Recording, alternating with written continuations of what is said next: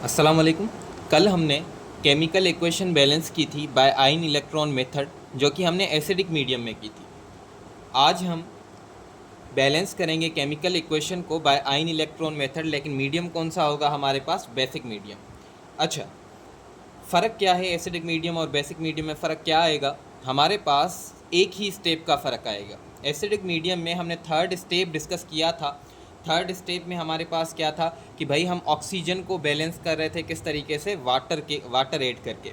Water क्या कर रहा था? ऑक्सीजन को बैलेंस कर रहा था, और हाइड्रोजन को जो बैलेंस कर रहे थे वो थे प्रोटॉन। लेकिन हमारे पास बेसिक मीडियम में जो ऑक्सीजन है उसको बैलेंस कौन करेगा? OH, hydroxyl ion. ठीक है। और हमारे पास हाइड्रोजन जो है उसको कौन बैलेंस करेगा? उसको वाटर बैलेंस करेगा। तो एक स्टेप का एसिडिक मीडियम और बेसिक मीडियम में क्या होता है? फ़र्क होता है। अगर आपके पास कुछ इस तरीके से इक्वेशन आ जाए और आपको कहे कि भाई आयन इलेक्ट्रॉन मेथड के थ्रू इस इक्वेशन को क्या करें? बैलेंस करें, तो हमेशा याद रहे कि इक्वेशन में हमारे पास हमें ऑक्सीडेशन नंबर्स का मालूम होना लाजमी है। ठीक है। तो हम ऑक्सीडेशन नंबर्स पहले निकाल लेते हैं। जैसे हमारे पास क्रोमियम के साथ 3 हाइड्रोक्साइल आयन लगे हुए हैं, ठीक है ना, OH ग्रुप लगे हुए हैं 3। अच्छा, अब OH पे जो चार्ज होती है वो क्या होती है? -1। तो 3 OH ग्रुप लगे हुए हैं, तो -1 को 3 के साथ मल्टीप्लाई करें तो ये हो जाएगा -3। -3 इज इक्वल टू के उस तरफ जाएगा तो किसका हो जाएगा? +3। इसका मतलब यहाँ पे क्रोमियम पे जो चार्ज आएगी वो +3 होगी। ठीक है। अच्छा, SO4-2, इसमें सल्फ़र का ऑक्सीडेशन नंबर क्या होगा? आइए हम निकाल लेते हैं। SO4 is equal to -2। Oxygen का जो ऑक्सीडेशन नंबर होता है वो -2 होता है। -2 को 4 के साथ मल्टीप्लाई करेंगे -8 हो जाएगा। -8 इज इक्वल टू के उस तरफ जाएगा प्लस का 8 हो जाएगा। प्लस के 8 में से 2 अगर माइनस हो जाते हैं तो सल्फ़र का जो ऑक्सीडेशन नंबर है वो यहाँ पे क्या आ जाएगा? +6 आ जाएगा। ठीक है। CrO4-2। अब इसमें क्रोमियम का ऑक्सीडेशन नंबर आप निकालें। इसमें क्रोमियम का ऑक्सीडेशन नंबर क्या निकलेगा? हमारे पास है chromium O4 CrO4 is equal to -2। Oxygen पे चार्ज जो होती है वो -2 को मल्टीप्लाई कर दें 4 के साथ, ये हो जाएगा -8 उस तरफ जाएगा तो किसका हो जाएगा? प्लस का। तो प्लस के 8 में से -2 गए, चले गए, तो हमारे पास क्रोमियम का +6 ऑक्सीडेशन नंबर आ जाएगा यहाँ पे। SO3-2 में किस तरीके से होगा? SO3-2 में अगर हम देखें SO3-2 में अगर हम देखें तो SO3 इज इक्वल टू -2। तो ऑक्सीजन की क्या होती है ऑक्सीडेशन नंबर? -2। ऑक्सीजन 3 है तो 3 के साथ मल्टीप्लाई कर दें। ठीक है। तो 2 को 3 के साथ मल्टीप्लाई करेंगे -6 हो जाएगा, और -6 इज इक्वल टू के उस तरफ जाएगा प्लस का 6 हो जाएगा। प्लस के 6 में से 2 चले गए, प्लस का 4 हो गया। प्लस का क्या हो गया? 4 हो गया। ठीक है ना। अच्छा, अब यहाँ पे हमारे पास सल्फ़र पे जो चार्ज है वो प्लस का 4 आई। ठीक है। अच्छा, अब हम देखते हैं किसमें ऑक्सीडेशन हो रही है, किसमें रिडक्शन हो रही है। हमने पढ़ा था कि भाई अगर हमारे पास ऑक्सीडेशन नंबर इंक्रीज़ हो, +3 से जा रहा है +4 में क्रोमियम, अगर ऑक्सीडेशन नंबर इंक्रीज़ होगा तो वहाँ पे होगी ऑक्सीडेशन।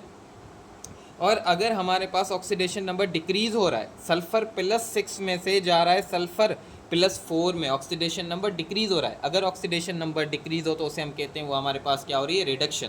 तो हमें ऑक्सीडेशन और रिडक्शन का पता चल गया। क्रोमियम +3 से +6 में गया, ऑक्सीडेशन हुई। सल्फ़र +6 में +4 में आया, रिडक्शन हुई। क्यों रिडक्शन हुई? क्योंकि ऑक्सीडेशन नंबर कम हो गया। ऑक्सीडेशन क्यों हुई? क्योंकि हमारे पास ऑक्सीडेशन नंबर इंक्रीज़ हो गया। ठीक है। अब स्टेप 1 हम क्या करते हैं? हम कहते हैं कि भाई ऑक्सीडेशन और रिडक्शन वाली जो इक्वेशन है इन दोनों को सेपरेट कर दें। तो हमने क्या लिख दिया? क्रोमियम के साथ जो 3 hydroxyl group OH group attach थे, ये इसमें क्या हो रही है? क्रोमियम में हमारे पास ऑक्सीडेशन हो रही है, तो इस इक्वेशन को अलग लिख दें। तो हमने क्या कर दिया? इस इक्वेशन को हमने अलग लिख दिया। सही है। तो इसमें क्या हो रही है? क्रोमियम में क्या हो रही है? ऑक्सीडेशन हो रही है। कहाँ से कहाँ तक? +3 से +6। क्रोमियम +3 से +6 में जा रहा है। और हमने रिडक्शन की इक्वेशन को भी सेपरेट करके लिख दिया। SO4-2 SO3-2, इनमें क्या हो रही है? रिडक्शन। सल्फ़र में क्या हो रही है? रिडक्शन। और +6 में से +4 में जा रहा है। तो हमने पहले स्टेप में क्या करना होता है? ऑक्सीडेशन और रिडक्शन की इक्वेशंस को सेपरेट कर देना है। फर्स्ट स्टेप हमारा यहाँ पे हुआ कंप्लीट। अच्छा, स्टेप नंबर 2 में हमने क्या करना होता है? Balance atoms which are reduced और ऑक्सीडाइज्ड। उन एटम्स को बैलेंस करें जो क्या हुए हैं? रिड्यूस। एक्चुअली जो एटम्स ऑक्सीडाइज और रिड्यूस हुए उनको क्या करें? बैलेंस। जैसे यहाँ पे ऑक्सीडाइज कौन हुआ है? क्रोमियम। यहाँ पे रिड्यूस कौन हुआ है? सल्फ़र। तो क्रोमियम और सल्फ़र को बैलेंस करें। आप यहाँ पे देखें, एक क्रोमियम है, यहाँ पे भी एक क्रोमियम है, क्रोमियम बैलेंस है। यहाँ पे एक सल्फ़र है, यहाँ पे एक सल्फ़र है, सल्फ़र भी बैलेंस है। तो हम कहेंगे कि भाई स्टेप 2 को आप नहीं करेंगे। क्यों? क्योंकि यहाँ पे क्रोमियम और सल्फर ऑलरेडी बैलेंस है। तो आप आ जाएं स्टेप नंबर 3 पे। स्टेप नंबर 3 पे, स्टेप 3 क्या कहता है? बैलेंस करें ऑक्सीजन को by adding OH। OH add करके ऑक्सीजन बैलेंस करें, और आप क्या करें? वाटर ऐड करके हाइड्रोजन बैलेंस करें। ठीक है। अच्छा, ये किस तरीके से होगा? अब यहाँ पे देखें, हमारे पास CrOH3, OH कितने लगे हुए? 3 लगे हुए, और यहाँ पे CrO4। अब इस साइड पे अगर देखें ऑक्सीजन 4 हैं, तो आप OH आपने क्या करने हैं? डबल में लगाने। 4 है ना, तो हमने करने हैं रिएक्टेंट साइड पे 8। लेकिन अब देखें 3 तो पहले ही मौजूद हैं, तो कितने लगेंगे? 5 OH लगेंगे, तो ये हो जाएंगे 8। ये कितने हो जाएंगे? ये हमारे पास हो जाएंगे 8। अच्छा, अब ऑक्सीजन 4 थे, तो हमने OH डबल में लगाए, मतलब 8 लगाए। तो वाटर के मॉलिक्यूल हम कितने लगाएंगे? वाटर के मॉलिक्यूल उस 8 का क्या कर दें? आधा कर दें। इसका मतलब 4 वाटर के मॉलिक्यूल लगाएंगे, तो ये इक्वेशन जो हमारे पास ऑक्सीडेशन वाली है वो बैलेंस है। अब नीचे आ जाए, SO4-2 SO3-2 में जा रहा है। ठीक है। अच्छा, यहाँ पे 4 ऑक्सीजन, यहाँ पे 3 ऑक्सीजन। अब ऑक्सीजन की कमी किस तरफ है? ऑक्सीजन की कमी है इस तरफ, प्रोडक्ट साइड, SO3-2। अब कितने ऑक्सीजन की कमी है? 1 की कमी है, तो हम क्या लगाएंगे? डबल लगाएंगे, मतलब 2 OH लगाएंगे। तो हमने 2 OH लगा दिए, और वाटर जो ऐड करेंगे वो 2 का हाफ करेंगे, मतलब 1 वाटर मॉलिक्यूल ऐड करेंगे। तो ये भी इक्वेशन क्या हो गई? बैलेंस हो गई। ये इक्वेशन भी क्या हो गई? बैलेंस हो गई हमारे पास।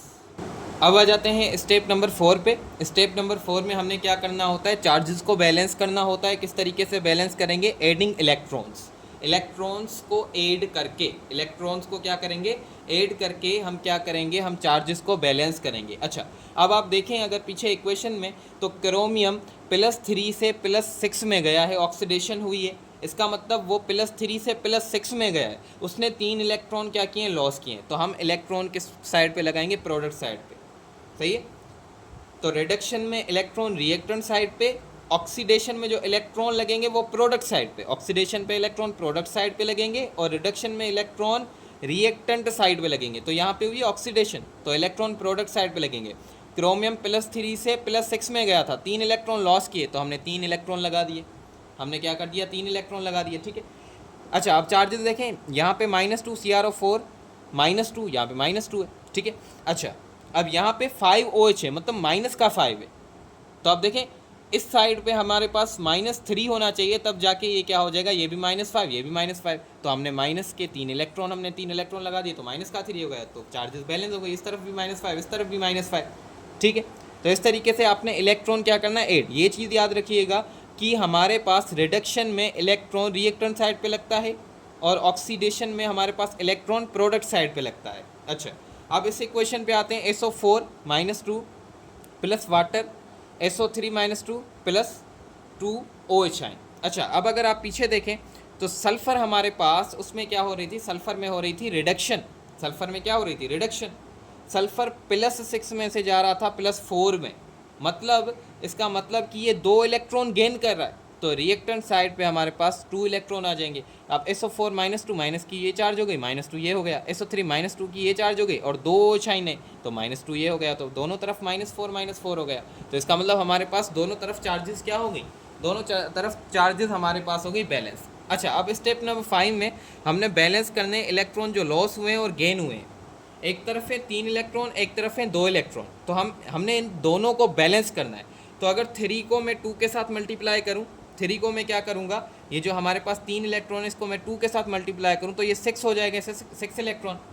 और 2 इलेक्ट्रॉन को मैं 3 के साथ मल्टीप्लाई करूं, तो ये भी 6 इलेक्ट्रॉन हो जाएंगे।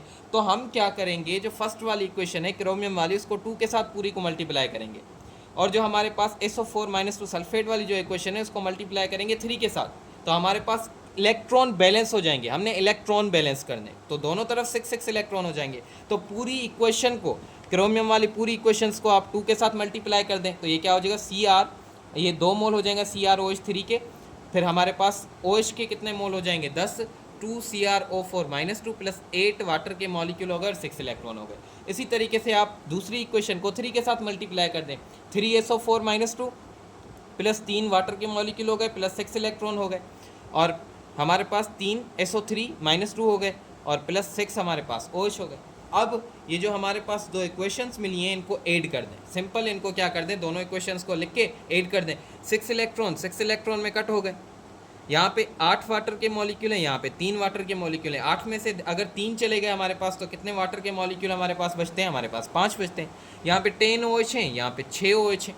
तो आप क्या कर दें, 10 में से 6 निकाल दें तो ये आपके पास 4 OH बचेंगे। तो इस इक्वेशन को आप नीचे उतार दें तो 2 मोल CrOH3 के प्लस 3SO4-2 प्लस 4 OH और हमारे पास 2 CrO4-2 plus 3SO4-2 plus 5H2। Reactant को रिएक्टेंट साइड पे ही लिखा, प्रोडक्ट को प्रोडक्ट साइड पे लिखा। इक्वेशन हमारे पास बैलेंस हो गई। चलें चार्जेस देख लें इक्वल है या नहीं है।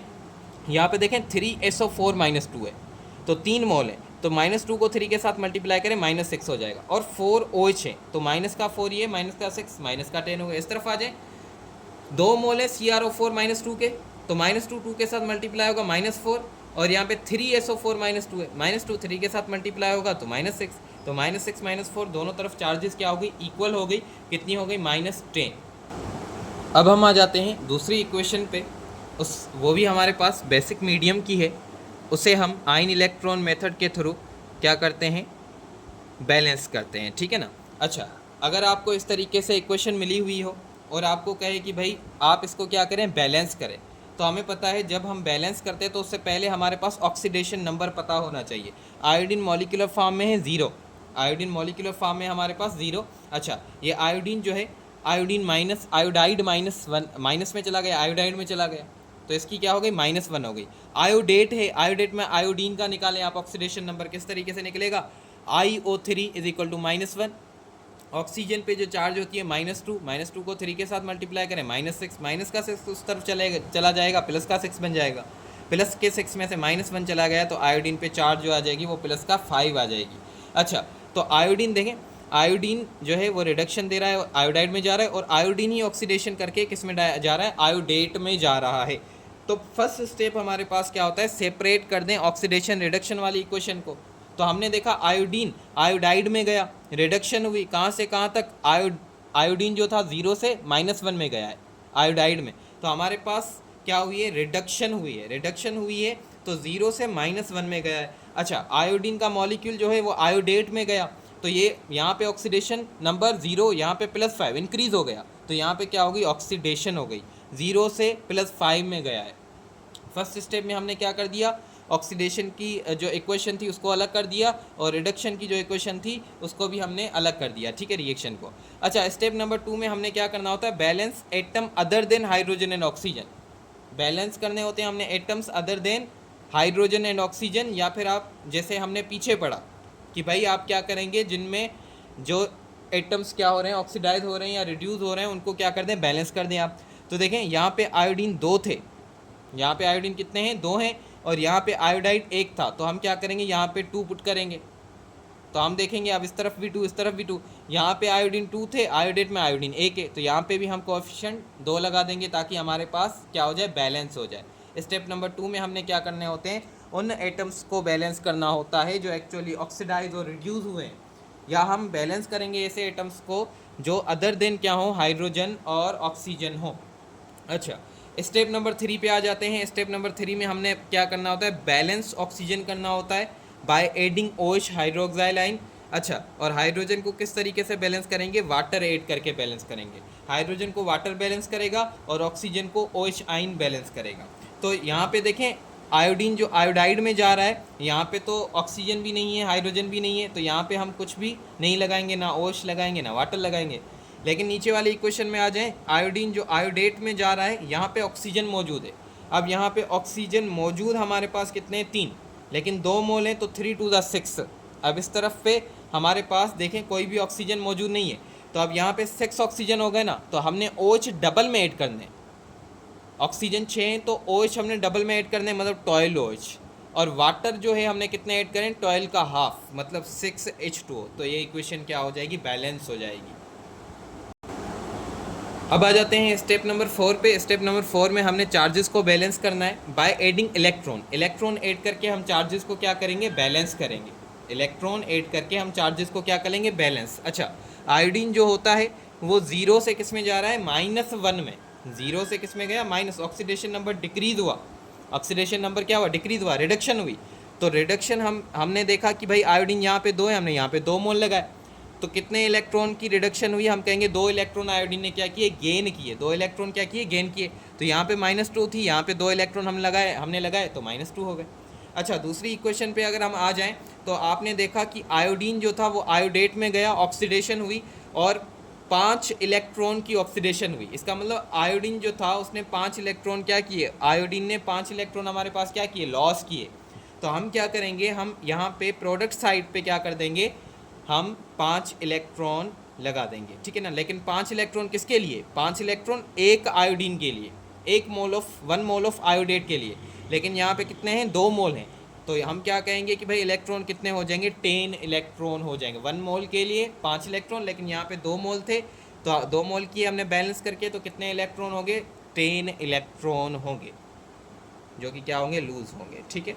तो चार्जेस बैलेंस कर लें, -2 था यहाँ पे और यहाँ पे था -12। तो यहाँ पे कितने हम ऐड करें कि -12 इक्वल हो जाए, तो 10 इलेक्ट्रॉन ऐड करेंगे। तो हम क्या कहेंगे, माइनस का 10 माइनस का 2, तो ये -12 हो गए, इस तरफ भी -12। तो 1 मोल के लिए 5 इलेक्ट्रॉन हम कह रहे हैं।